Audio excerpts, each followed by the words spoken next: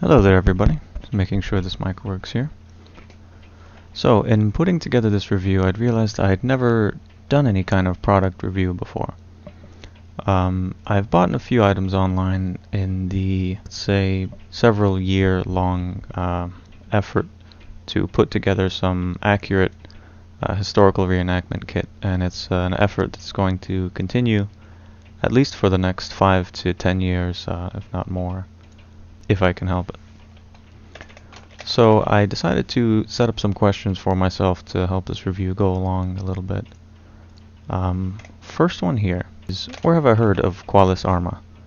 I heard of them on Facebook actually. I think it was in the International Hoplite discussion group. Either myself or somebody else was asking some questions, I believe in regards to a customized armor piece or in regards to a shield. And Julien himself was, I believe, commenting in the thread, and that is how I found him, and I found the entity itself, the shop, Qualis Arma. Next question that I set up for myself here is, why did I choose them? Now, the response to that question is part of the, if not most of the reason why I would advocate them in the first place. There are a lot of cheapish, kind of off-the-shelf items in the Greek reenactment theater out there now that are of very questionable make and quality. There are helmets, there are shields that are not very historically accurate, and they've become popular in the reenactment community because they look relatively similar to the items that they should look like, but they're also fairly cheap. But the problem on them is the fit and the size, and in some cases the shape itself is very off, and it doesn't represent, and it is not similar to historical models, the ones that they were actually based off of, or should have been based off of.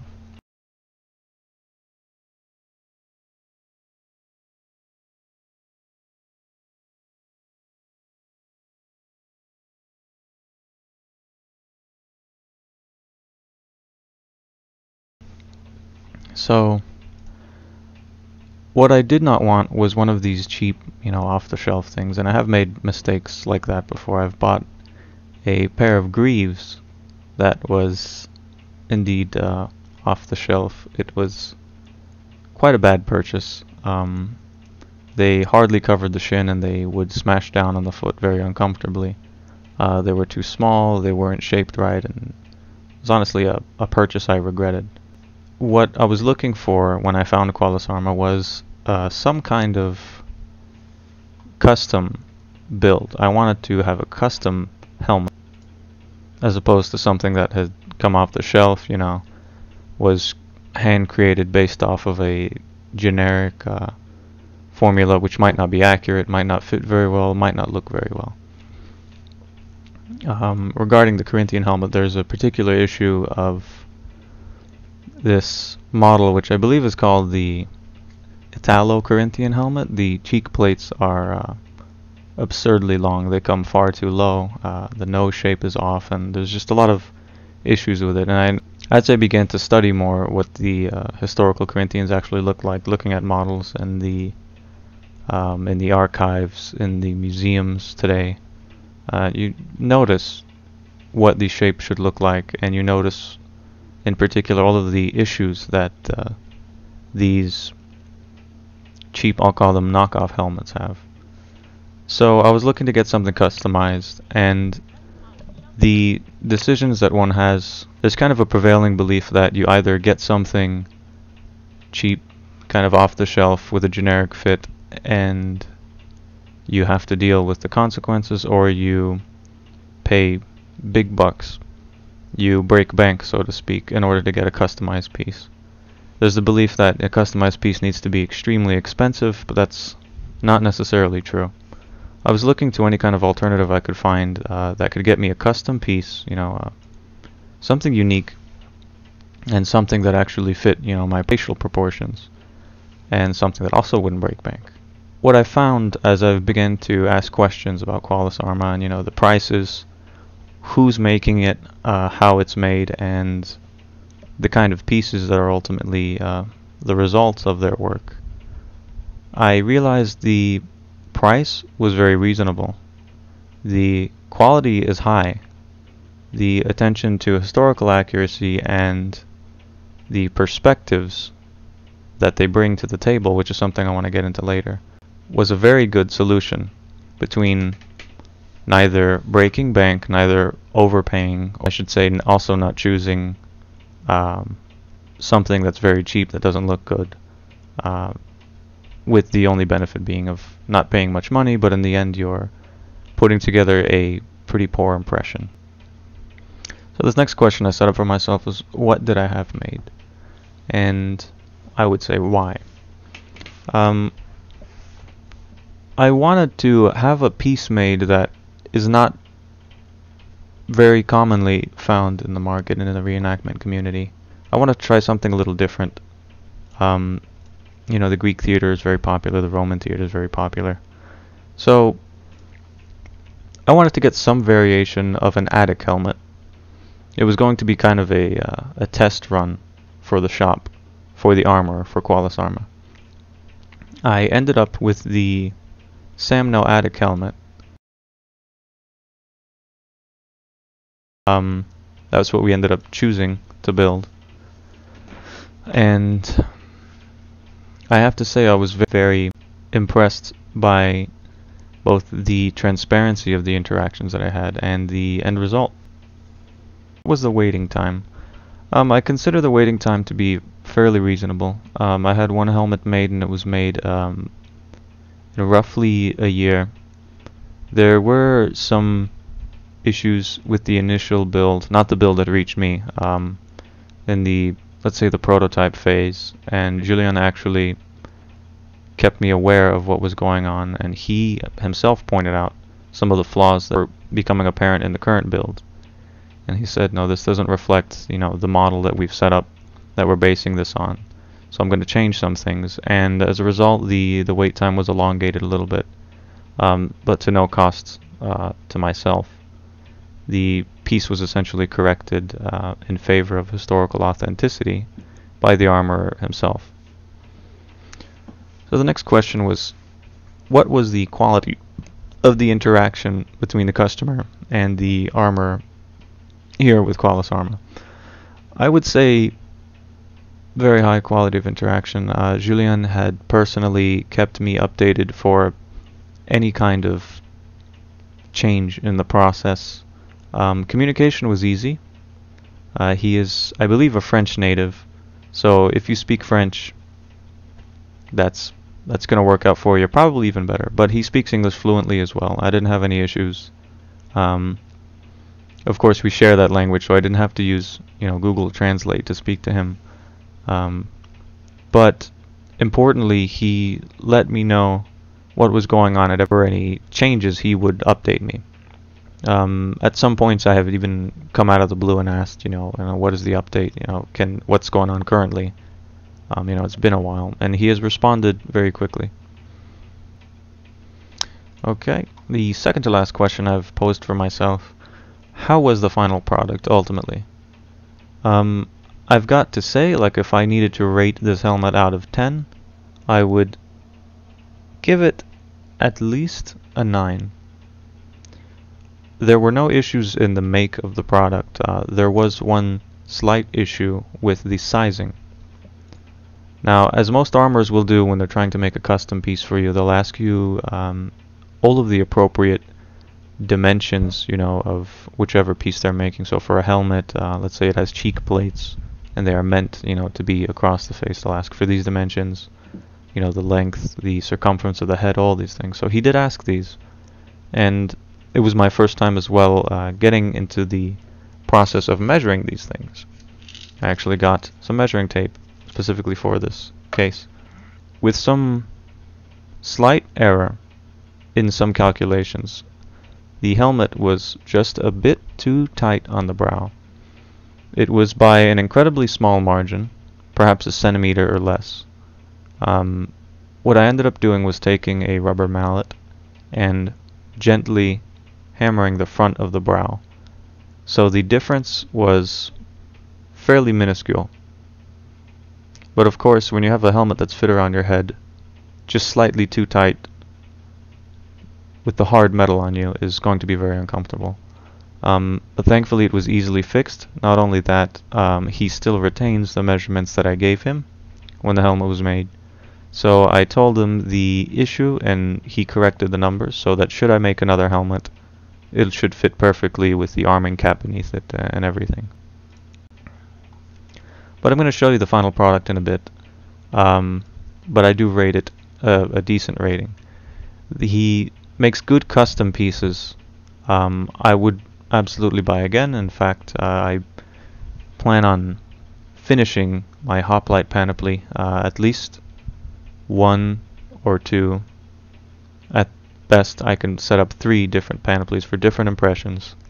And I do intend to have at least a considerable amount, probably the bulk or the majority of my work to be completed with Qualis Arma, because I trust them and because they have the mindset of the reenactor going into this. You know, the interaction is good, the communication is good, the items themselves are good, and what you can have made is any kind of custom piece you like, as long as there's surviving examples of it. If we have some kind of evidence of what the helmet looked like, then you can make it. So, countless museum pieces, you can choose one and you can have it made. He is also very open to suggestion and even corrections in some cases. A lot of people, for instance, let's say regarding the Greek hoplite subject in particular, the soroter or the styrax on the end of their spear, a lot of people believed the entire piece was a solid, heavy piece of bronze that would work as a counterweight. Some evidence, thanks to certain members in the reenactment community, came to light, which showed that they were in fact relatively hollow, at least until the very end of the soroter.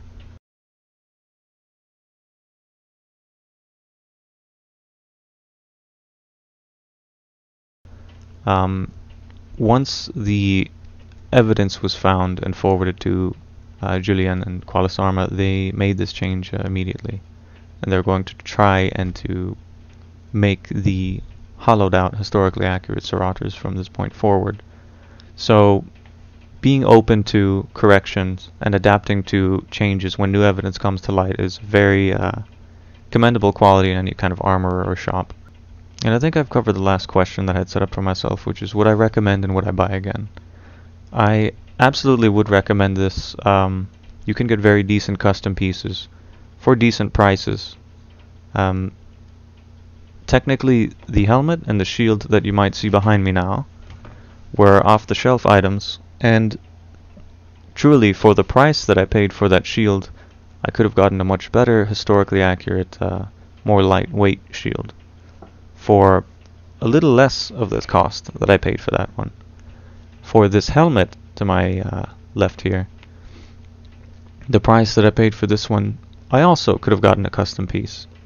So unfortunately, in the reenactment community, a lot of what you'll see that will end up as, unfortunately, kind of poor impressions is not a result of the people not caring, it's them not knowing what their options are. And sometimes they are strained monetarily. They don't have a lot of money to spend, so they end up buying, the off-the-shelf items, and it leads to bad impressions. And maybe even some cases injury, believe it or not. The aspis behind me, the Greek hoplite shield, is close to 30 pounds. I wouldn't say it hasn't led to any injury for me, but it's quite a strain on the left shoulder when you carry it. A historical weight for a shield like this realistically might have been probably 10 to 13, maybe 14 pounds. So close to 30 is almost the weight of 2 of what the shield should weigh. Anyway, not to ramble. We'll get to showing you the helmet now.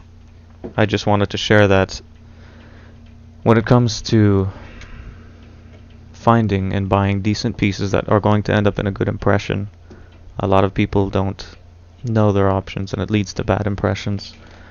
So, for decent custom pieces, I absolutely can recommend Qualis Arma. Alright, now I'll go ahead and show you the helmet that I had made.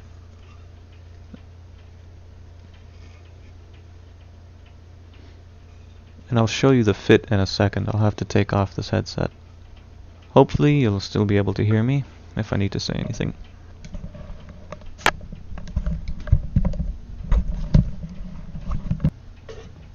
I've got a thin arming cap inside here,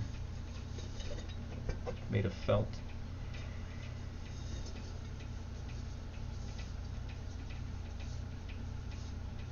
So as I said, there was a slight issue with the fit initially.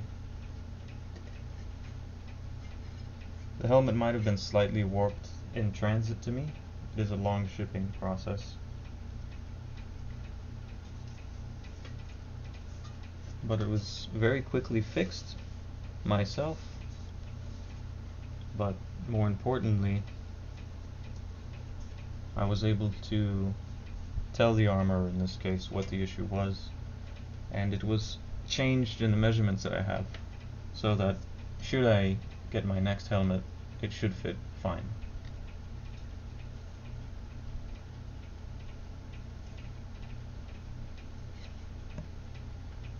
Just tie these cheek plates down.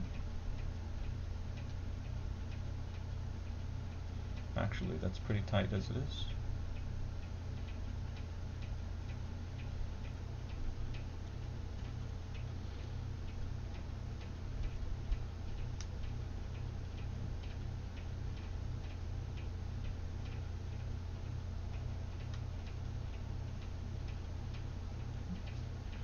That'll do it.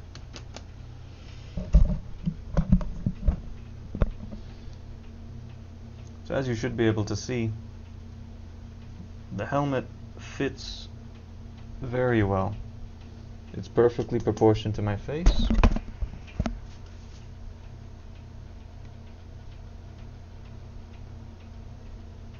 And I dare say it is a good representation of the historical model that it was based on. Let me see if I can get my camera to zoom in a little bit here.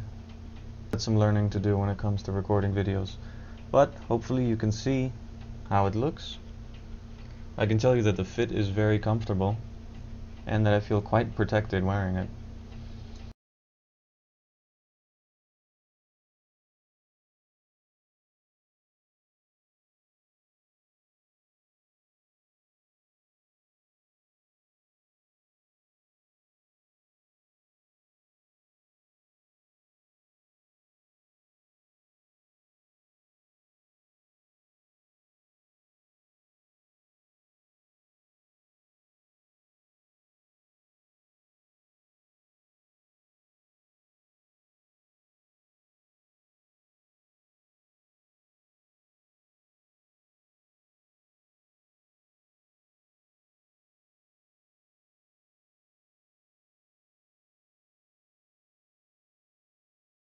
So thank you everybody for watching this review. It was my first one, and hopefully any mistakes that I make in this one will be corrected by the time I make my next one and I start getting used to sending these videos out in the first place.